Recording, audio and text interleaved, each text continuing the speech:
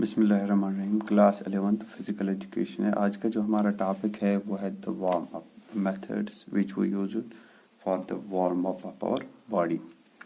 अगर हम देखेंगे जो वार्म अप है इट हैज़ टू टाइप्स। एक तो होता है फिजियोलॉजिकल वार्म अप, दूसरा होता है psychological warm up. Physiological warm up is a activity that is related to the physiologically, that is related to the physically, that is called the physical body structure के related जो activities है that increase the tendency, that increases the potential capacity of our body, उसको हम कहेंगे क्या? physical warm up, उसको कहेंगे physical warm up। Number 2 होता है psychological warm up। psychological warm up means that warm up in which we uses the different methods like motivation, achievements and other things in which we achieve in order to increase the capacity of an individual। जैसे कि we counsel the students या we motivates them by the different instinctive methods, जिसे हम instinctive methods भी कह सकते हैं, by internal और एक्सटर्नल फोर्सेस। जैसे कि वी विल टेल देम कि हम उनको रिवार्ड्स दे देंगे, प्राइसेस दे देंगे, तो उससे क्या हो जाते हैं? They are psychologically warm up हो जाते हैं, मेंटली रेडी हो जाते हैं किसी काम को करने के लिए, किसी भी एक्टिविटी को परफॉर्म करने के लिए। एक तो हमें फिजिकली उनको वार्म अप करना पड़ता है, physically to make a particular task जिसमें हमें अपनी बॉडी का इस्तेमाल करना पड़ता है। Number 2 it is the psychological warm up। psychological warm up means the mental attitude towards the particular task। और हम देखेंगे the different types of the warm up, that the methods which we use। अगर हम physical जो हम बोलते हैं कि physical two types of warm up, एक तो physical होता है, दूसरा होता है psychological। physical warm up की बात करेंगे, इसमें 2 types होते हैं। Number 1 is the active warm up, number 2 is the passive warm up। Active warm up हम किसे कह सकते हैं? Active warm up means through physical participation procedures जो होते हैं, जिसको हम क्या which we have to involve, which we have to utilise, जो हमें यूटिलाइज करनी होती है, कोई स्किल या कोई स्पेसिफिक एक्टिविटी होती है, उसकी प्रैक्टिस करना। For example if we are performing a cricket match, then we have to make the active physical warm up. वो कैसे हम करेंगे? We have to involve our body, अपने बॉडी पार्ट्स को, बॉडी को क्या हमें करना है? इन्वॉल्व करना है। कैसे इन्वॉल्व करना है? We have to utilise the potential of our body to stretch, to make the specific skills, to improve them, to make the constant practice of that skills। उसको हम कहेंगे the active skills means in which we make the different exercises, a group of exercises for that particular activity। तो उस activity के लिए हम क्या करते हैं? for that very activity we make the different activities, skill activities, या we make the different competitions, या we may stretch our body, we may make the Catholic exercises, जिसको हम क्या जनरल वार्म अप भी कह सकते हैं। We can ask the general warm up about that. Number 1 is that. Number 2 is that, जो पे यहाँ पे लिखा है तो पैसिव वार्म अप। एक तो होता है active mean the physically activation of our body.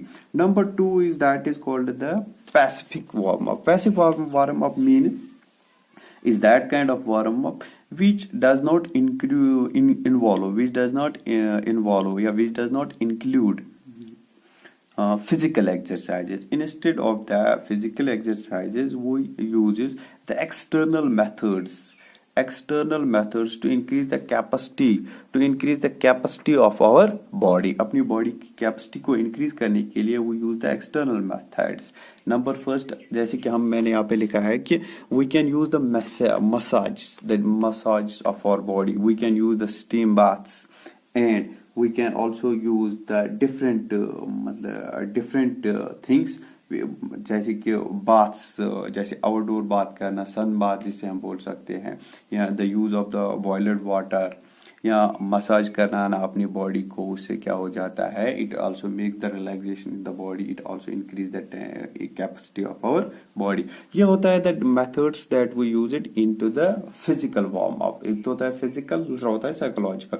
The components of the warm up mean the activities in which we have to perform for the physical activities. Number 1 that is called the stretching means how is the flexibility of our body, हमारी body में कितनी flexibility है, हमारा जो stretching ability है, हमारा जो moving ability of our joints of our limbs होती है वो किस रेंज तक है। तो ड्यूरेशन जो होगा इस वार्म अप का, इट डिपेंड्स अपॉन द जो ट्रेनिंग साइकिल होगा या जो ट्रेनिंग पीरियड्स होंगे या जो ट्रेनिंग कंपटीशन होगा, उसको ध्यान में रख के हमें क्या करना होता है, अपनी बॉडी को वार्म अप करना होता है। जनरली अगर हम देखेंगे जो वार्म अप होता है सिंपली ये 15 से 20 मिनट का वार्म अप होता है। It may be 10 to 15 minutes का भी वार्म अप होता है। जो कंपोनेंट्स होते हैं, number first is stretching, means after having the progressive aerobic activities, कोई भी हल्की फुल्की एक्सरसाइज करने के बाद, कोई भी हल्की फुल्की वॉक करने के बाद, या लाइक जॉगिंग जिसे हम बोल सकते हैं, या other pulls and pushes towards something wall या और कुछ पे हम अगर पुल और पुश करेंगे, उसके बाद we have to stretch from toe to head. अपने बॉडी को, अपने जॉइंट्स को स्ट्रेच करना है, थोड़ा बहुत रिलेबल करना है, थोड़ा बहुत फ्लेक्सिबल करना होता है। इससे क्या हो जाता है, it makes the suppleness in our muscles, और जो हमारे जॉइंट्स होते हैं that becomes much more lubricated, और वो प्रिपेयर हो जाते हैं for any kind of stretching practice, जिसको हम क्या कहते हैं, जो मसल स्किल, जिस मसल स्केलेटल टिश्यूज होते हैं, उनको क्या करता है, इनको ये it gives them the vigorous movements. तो उससे क्या हो जाता है, it makes them the ready, it makes them the like the suppleness, it makes them like the elastic, that increases the capacity, that increases the potential of our body. Number third, that's called the flexibility exercises. Flexibility या इसको बोलते हैं calisthenic exercises भी उनको बोलते हैं। After stretching, one should perform the different calisthenic exercises, different flexibility exercises, but we should keep this in mind कि हमारी जो flexibility exercises होती है वो they should be performed in a proper sequence। जैसे कि हम टो से स्टार्ट करेंगे हेड तक, या हेड से स्टार्ट करेंगे टो से, तो उसके बाद इनके प्रॉपर सीक्वेंस में ग्रेजुअली इनको करना है। We have to involve the whole body in this activity. Number third, that's called the formal activities. Formal activities वो एक्टिविटीज होती है in the first phase of the warm up, जो हम करते हैं कि जो मेन एक्टिविटी होती है। Main activity means if we are performing for a cricket match or a football match or a hockey match, yeah, for any diving activity, for any gymnastic activity के लिए अगर हम अपनी बॉडी को perform करते हैं, first we will make the different active and passive warm up, उसके बाद स्ट्रेचिंग एबिलिटी, उसके बाद कैलिस्थेनिक एक्सरसाइज, लास्ट में होता है कि we have to perform that particular activity जिसका हमारा कंपटीशन है।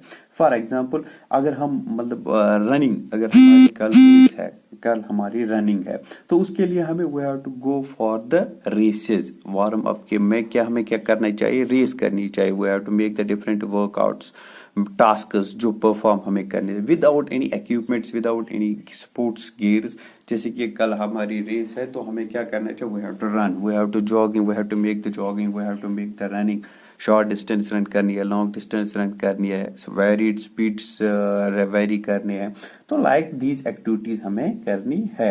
If we have a cricket match, अगर हमारे पास कोई क्रिकेट मैच है कल, if we are a bowler, तो हमें क्या बॉलिंग प्रैक्टिस करनी है without ball, with the ball. If we are a batsman, we have to make the different practice of the different shots in a warm up activities. That is the cause of the. उसके बाद हम देखेंगे तो physiological base of warm up. Physiological base means how the warm up is important and how physiologically हमारी body में ये क्या इसकी इंपॉर्टेंस है and how it has effect in our body.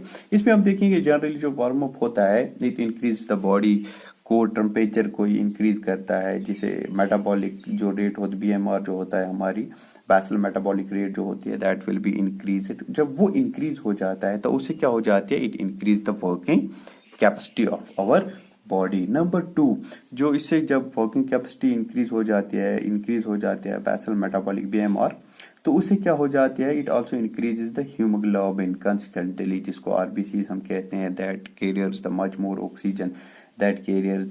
Oxygen, जो और ऑक्सीजन एक्सचेंज हो जाता है ब्लड्स एंड टिश्यूज में और हीमोग्लोबिन में या मायोग्लोबिन टिश्यूज में। इन सब में क्या हो जाता है, there is a good exchange for different cases. Number 3, अगर हम देखेंगे जो ये होता है वार्म अप में, इसमें क्या हो जाता है, जो नर्व इम्पल्स होते हैं, जो नर्व इम्पल्सेस होते हैं, वो क्या, that becomes the faster, that improves. उससे क्या हो जाता है, एक तो ये फास्टर हो जाती है, इम्प्रूव होती है, शार्प हो जाती है। उससे जो हमारा रिएक्शन एंड रेस्पॉन्स टाइम होता है, रिएक्शन एंड रेस्पॉन्स टाइम जो होता है, that also the reaction and response time also increases.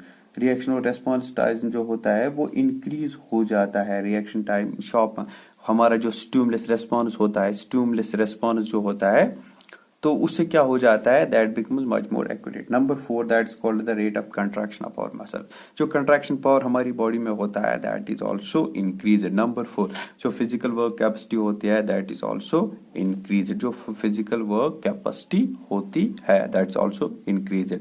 और भी बहुत सारे फायदे हैं, बेनिफिट्स है ऑफ द वार्म अप, जो हम कल पढ़ेंगे।